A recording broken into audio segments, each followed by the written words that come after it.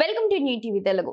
Pithapuram TDP incharge SVSN వర్మకు MLC ticket దక్కకపోవడంపై Prajashanti party అధ్యక్షుడు కేఏ పాల్ స్పందించారు.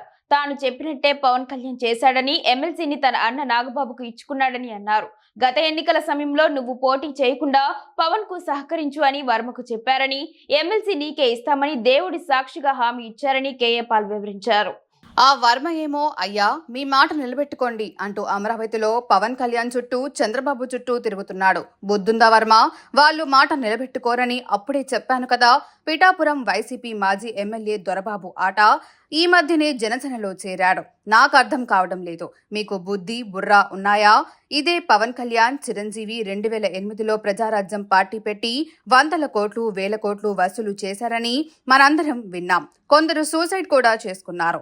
అదే ప్రజారాజ్యం ఇప్పుడు జనసేనగా ఆవిర్భవించిందని అదే చిరంజీవి చెబుతున్నారు. అంటే దాని అర్థం ఏమిటి? అదే పాలసీతో వచ్చే ఎన్నికల్లో మళ్లీ మేం 100,000 కోట్లు వసూలు చేస్తాం, మా కుటుంబం మాత్రం పదవులు అనుభవిస్తాం అంటున్నారు. తెలివైన వాడు ఎవడు ఆ పార్టీలో చేరడు. మూర్ఖులు మాత్రమే అందులో చేరతారు. నేను చెప్పినట్టే పవన్ కళ్యాణ్ చేశాడు. అన్నైన నాగబాబుకి ఇచ్చేశాడు ఎమ్మెల్సీ. మరి చంద్రబాబు నాయుడు గారు టీడీపీ తరపునే కదా ఇచ్చారు.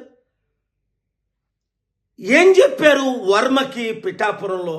నువ్వు పవన్ కళ్యాణ్కి మద్దతు పోటీ చేయకుండా నెక్స్ట్ ఎమ్మెల్సీ నీకే ఇస్తానని దేవుడి సాక్షిగా చెప్పాడు.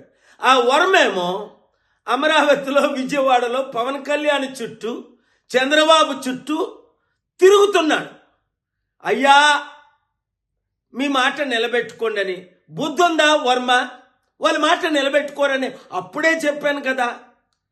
మరి ఈ మధ్యని పిఠాపురం మాజీ వైసీపీ ఎమ్మెల్యే దొరబాబు ఎవరోట మళ్ళీ జనసేనలో చేరాడు. ఒరే నాకు అర్థం అవ్వట్లేదు. అసలు మీకు బుద్ధి బుర్రా ఉందా? 2008లో ఇదే పవన్ కళ్యాణ్ చిరంజీవి ప్రజారాజ్యం పార్టీ పెట్టి 100 కోట్లు 1000 కోట్లు కలెక్ట్ చేశారని మనం అందరం విన్నాం.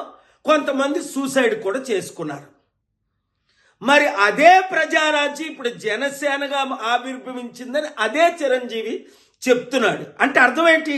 అదే పాలసీలతో వచ్చే ఎలక్షన్లో మరలా మేము 100,000 కోట్లు కలెక్ట్ చేస్తాం, మా కుటుంబం మాత్రం ఎమ్మెల్సీ మంత్రి ముఖ్యమంత్రి పదవులు అనుభవిస్తాం. తెలివైనోడు ఎవ్వడు ఆ పార్టీలో చేరడు.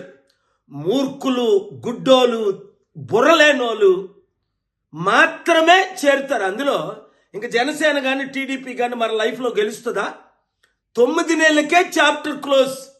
మొత్తం అంతా అవినీతి, అన్ని ఫెయిల్ అయిపోయారు అని స్పష్టంగా కనబడుతుంది కదా. వచ్చేది కేవలం ప్రజాశాంతి పార్టీయే, బడుగు బలహీన వర్గాల పార్టీయే. మన బీసీ ఎస్సీ ఎస్టీలు అందరూ ఇప్పుడు ఎందుకు కమిటీల్లో చేరిపోతున్నారు? ఐఏఎస్ ఐపీఎస్లు మొదలుకొని మాజీ ఎమ్మెల్యే మినిస్టర్ల వరకు.